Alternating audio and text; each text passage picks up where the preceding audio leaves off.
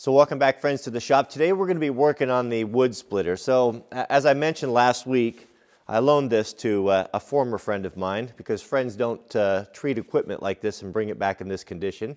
People might say, well, he might be watching. I hope he is. So, of course, this is a Timberwolf wood splitter. It's a very nice piece of equipment. When I sent it out, it was, of course, in perfect working condition. When it came back with a gas tank full of water, a broken pole starter, not starting, and low on oil. So we're going to have to figure out what's causing it not to run. So first thing we're going to do today, and we'll probably have to break this up into a couple videos, but the first one I'll show you how to rewind a pole starter. And this is going to apply to pretty much any of your engines that have a returning or a spring return type of pole starter.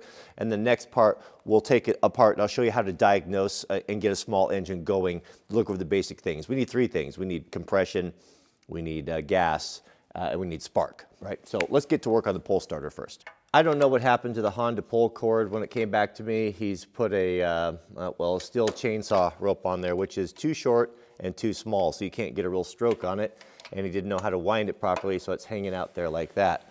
Also, not to mention that it wasn't put under cover, left out in the rain and the sun faded.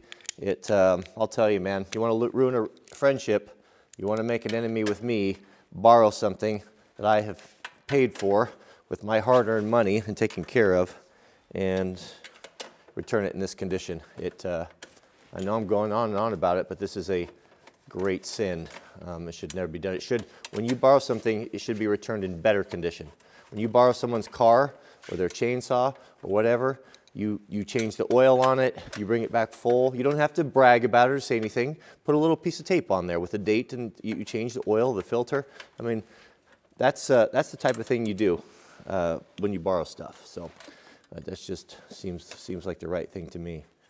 All right, let's get into this thing. These recoil starters are a clever little invention if you haven't been into one before. If you look in the center of this hub right there, watch the pins come out. If I pull this, centrifugal force is going to drive these two pins out. Those are going to grab the flywheel like that. Back in the day, they would take a cord like this and they would had a kind of a bell deal, and you would wrap it around there and you'd pull it. If it didn't start, you'd wrap it around again. Even some of the earlier outboard motors were that way. If your battery died or anything like that, sometimes you could get those things started. So we're going to save this because it is a good steel factory part. This is the elasto steel. The steel starters are kind of cool because they have a isolated rubber bushing here, so it gives you a nice soft, you can see that stretches, a nice soft start. Great for a small two-stroke engine, not great for a 5.5 horsepower engine like this one. So we'll take this out and we'll just keep this rope in our emergency kit here. I would have liked to untie that knot, but after about 3 minutes, I couldn't be bothered anymore. That'll still be enough for that's enough for a chainsaw. Okay, did I mention the rope here? So my favorite is this. I like this True Blue. It's made in Germany, in the fatherland. This braided stuff, you can buy it in a 100-foot roll. It only costs about 10 bucks. A lot cheaper. I mean, just to buy a regular pole cord is going to be about 5 feet. They're going to charge you, I think the Honda part was 12. So for a couple dollars less, you could have 100 feet of made in Germany braided rope. That will be good. So for your small engines or your medium-sized engines, 9/64 inch. If you have a bigger engine, like a 9 or 10 horse, I'd just go the next size up. But this is hard to beat. It's really good stuff and it really holds up well. For most of these small engines, you're going to want about 5 feet of rope. That'll typically do it, and that'll take care of the knots. Now, here's some tricks. So 3 things you want to know about yourself. You want to know what the length of your stride is, just a normal stride, because these things will help you out in life. So run a tape measure out or something and just take some normal paces, take 10 or 15 or so and measure it. Usually it's going to be 3.5 feet. That way you can walk stuff off and you can kind of get estimates when you're laying out for greenhouse or a garden or whatever. It's not perfect, but you should know that one. Number 2 is you're going to want to know what your wingspan is. Your wingspan for most guys is going to be 6 foot fingertip to fingertip. I have huge long arms. Mine's a little over 6.5 feet, but just as a rule of thumb, you want to know that. That way you can say, okay, about 6 feet, 12 feet or so. Second is from the elbow to your tips. That's typically for most guys is going to be about 16 inches. So having those 3 measurements at your disposal, you can walk things off or you can estimate things pretty good. Just kind of know that. It'll serve you in life. So what I'll typically do, if I want 5 feet, I'm not going to go fingertip to fingertip, but I'll have my wrist bent in, and that's roughly about 5 feet right there. So that will serve us good. If you want to go a little bit longer, that's okay. We can trim it. But you can see this is a sharp knife and how hard it is to cut. This is really awesome, awesome rope. And of course, when you cut a piece of rope like this, now we always want to burn the ends. Of course, the Germans, they do that. They do everything. Actually, they have a hot knife in the factory. But just take a lighter, a torch, or anything. Just rotate that down. There's always I always have a desire to want to to grab that, you know, and kind of get that little bulbous head off of there. Don't do that, man. You'll do that one time and you'll learn your lesson. But just let that cool down, and that will never unfray now. We won't have to worry about it. And of course, our factory Honda pull handle wasn't returned to us. So thanks to Granddad's parts bin, we have an old Briggs. Usually these guys are going to be two pieces like this, you can see here, and it's pretty simple. The only issue with these is hooking that out sometimes, but there'll be a little hole right there, and you can, so what we're going to do is we're going to feed that out there. Sometimes there's just a little cap on the top that you can pry out with a small, like a little ice pick. But just tie a hard knot in here, as short as you can. So what I'll do is I'll just tie that knot right there. And I don't want very much tail, just a little bit of tail like that. And then dress your knot, pull that tight. You don't want that thing coming loose on you and retracting back inside and then wasting your day when you wanted to mow your lawn or whatever. Just grab your pliers there. If you can grab that and pull that tight, that will not come out in your lifetime or until it breaks. Okay, now we can put this guy together. Pretty simple. You can see usually there's a little place to you can kind of tuck those knots in like this, like that. Press that in there. There, you can see how that kind of fits in there. They're all different, but you'll figure it out. And then there we go. Got a nice new rope. Briggs and Stratton there. Now this part's important, so pay special attention. Look right there on your Hondas. You're going to have the little place. It's going to be real obvious right there where your rope comes in. It's got that little casting difference. We're going to wind that spring up. You can tell which way it winds because you can feel it. It'll just feel, you know, like winding up a watch. It's just basically like a watch spring in there. Don't let it go. Make sure you wind this up right here. And we're going to carefully go, don't overwind it, you can break that spring. We're going to wind that until we can feel it in our hand that we're at the end. Okay, yeah, almost there. Right there, okay. Don't tie on to right there because when the rope comes tight and if you pull all that rope out, it's going to break that spring in there. So once you feel that you've kind of maxed the spring out, then unwind it. De-wind, is that a word? Unwind it about 1/2 a turn or so, right there. So now we can see this is where our rope goes in. Take whatever tool you have. Take something in there that will keep that from unwinding on you, right there like that. And now we can fit that through there before we tie our knot. You should be able to just thread that guy right through there if you've melted the tip like that. And there we go, right? Okay, we got it. So you see now what we're doing? So when this rope, let's say we have the knot in here, once this comes tight, it's impossible to overclock that spring or to overwind that spring. So that's the way you want to do it. So put your deal in there. And if you have room, we'll just tie a couple hard knots in here. No big deal. Tie the first one loose. Tie the second one as close as you can. Just leave a little bit of tail. We want to use that rope. And once you get that there, then you can slide this guy down. You can dress those two knots. And you basically want that to turn into one big knot like that. I'll have to tell you the story of how a big knot like this saved my life rock climbing one day. Okay, once you get that in there, hold this. You don't want to let that spring fly. And then pull that in there. Tuck this in there nice and tight in that tail so it doesn't get caught up on anything.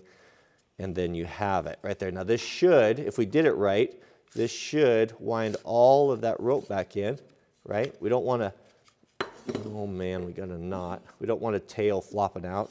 That's a sure sign of an amateur. Right there, right there. And see, that's a little bit not very nice. Well, I guess it's okay. Let's see. How's that look? I like to see it sticking up there nicely when it retracts. Yeah, that's pretty good. I don't want to see this.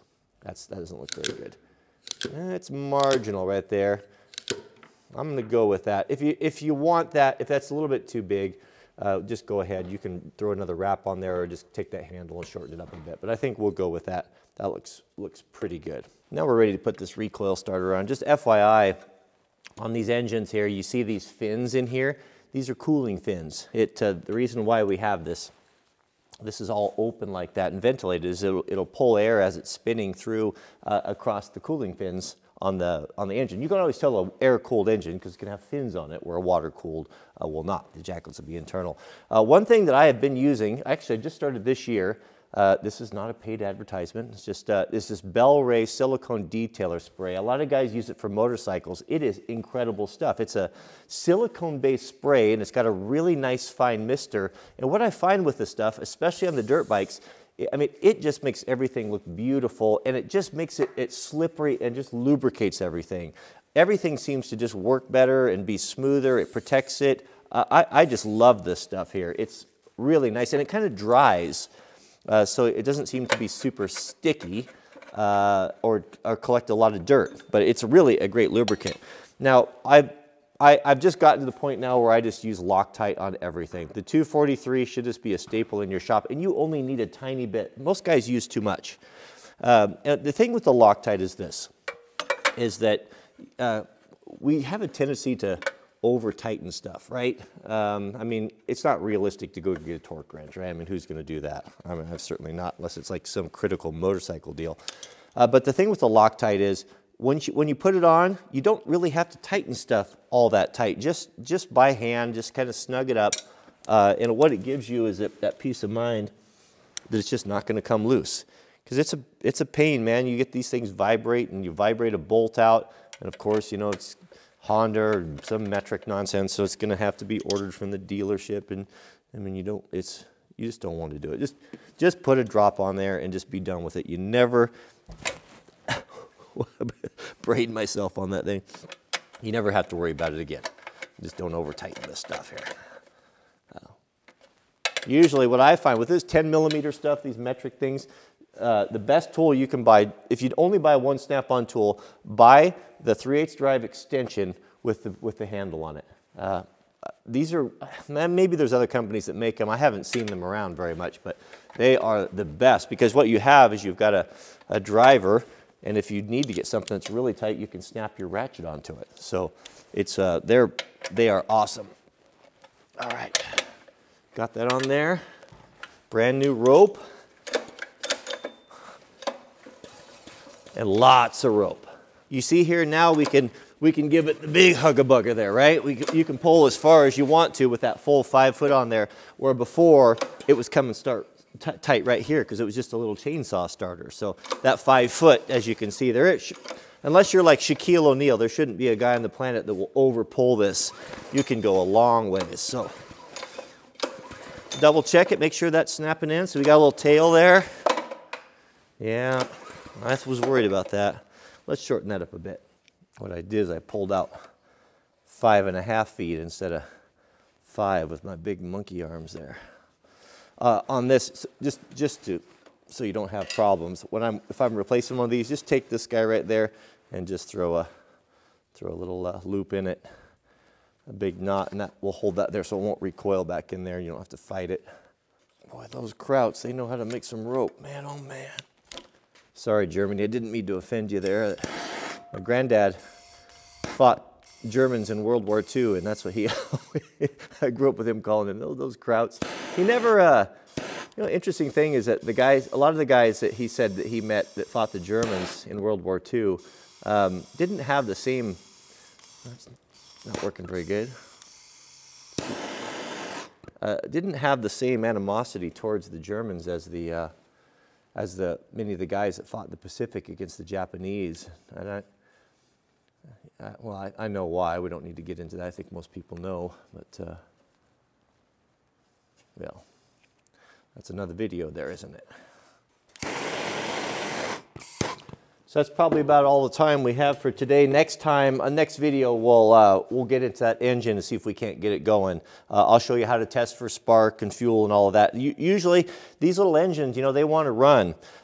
If you're looking for, if you're retired or maybe even a high school kid, I'll tell you what, you could make a good business on getting up early and hitting garage sales and buying these small engines for lawn equipment that aren't running. You can tell by looking at it, it's probably never been used. And I'll tell you what, 9 out of 10 of them are going to be, you take that carburetor apart, clean out the gunk because they didn't run non-ethanol fuel and it's gummed up, and it's going to start and run perfectly. You can buy it for nothing. You can sometimes double and triple your money. I know some guys, that's a whole lot better job than going pumping gas or flipping burgers anywhere, and you could make 3 or 4 times the money and you could be your own boss. I know guys that have done that. So it's even retired guys. You want to bring a little extra, bring extra couple $1,000s a month and have something to do and do good, keep stuff out of the landfill. It's a great job. I'm on Germany.